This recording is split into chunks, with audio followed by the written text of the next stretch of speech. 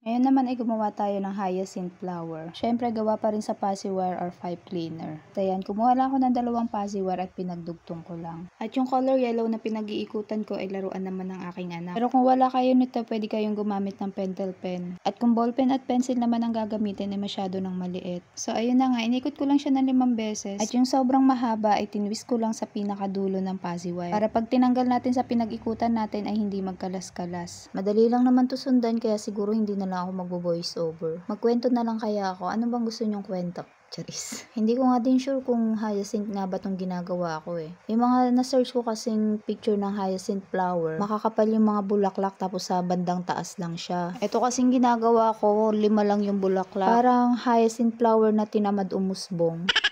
Pero syempre kung kayo yung gagawa, didagdagan na lang. Isasama ko lang din kasi ito sa mini bouquet na gagawin ko para lang gumanda tingnan. Single flower lang sana yon kaso parang nabuboringan ako kaya ito, gumawa ako nito para idagdag. Sobrang bilis lang naman siya gawin. Kaya pwedeng pandagdag sa mga bulaklak na ginagawa nyong bouquet. Hindi lang din puti ang pwede nyong gawin, pwede din kahit anong kulay na gusto nyo. Pagpasensyahan nyo na ang voice over ko kung may naririnig kayong bata. Kagigising lang din kasi ng bunso ko at naglalaro siya kaya wala akong choice. Di ituloy itong voice over na to kahit may maingay sa tabi ko. At ayan, natatapos na tayo at ganyan lang siya kadali. Ano pang ginagawa nyo, subukan nyo na at pwede nyong display sa bahay o kaya naman ay benta at pwedeng pagkakitaan. Ilalagay ko sa comment section ang link kung saan ko nabili yung mga fuzzy wire na ginagamit ko. I-comment nyo lang kung may mga katanungan kayo at kung kaya kong sagutin ay sasagutin ko yan. At ayan na, tapos na. At hanggang dito na lang din ang video na to. Sana nagustuhan nyo. Thank you for watching. Bye. God bless.